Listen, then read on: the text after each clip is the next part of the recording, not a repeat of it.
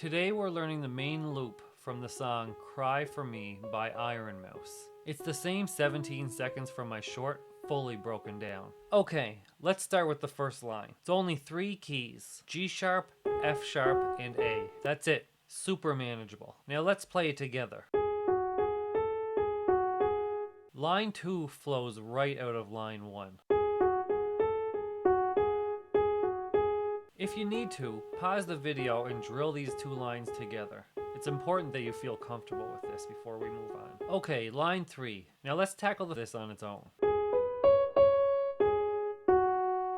Easy enough on its own, right? Now let's go back to the top and run through lines 1, 2, and 3 all together. Feel free to pause the video if you want to go through this a few times on your own.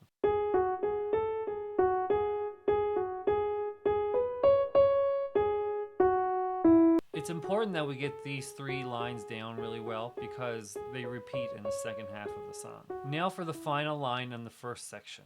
7, 4, 3, 4.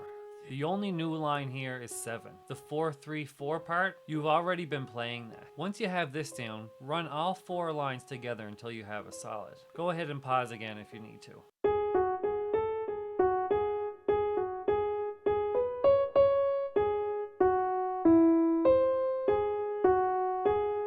If you're still with me at this point, good work. Make sure that you're subscribed to the channel so that you don't miss the next breakdown. And if you want my full guide on how to learn piano in 30 days, check the description or scan the QR code on the screen. Okay, final line. The last line is 7, 4, 1, 1, 1. This one tripped me up a bit at first. Here's the trick. The final run lands on the C, which is 1 octave lower than we've been playing. When you feel that last line coming, lead into it with your pinky on upper C. That frees up your hand to reach down to the lower C with your thumb. Once you've got that, you got the whole thing.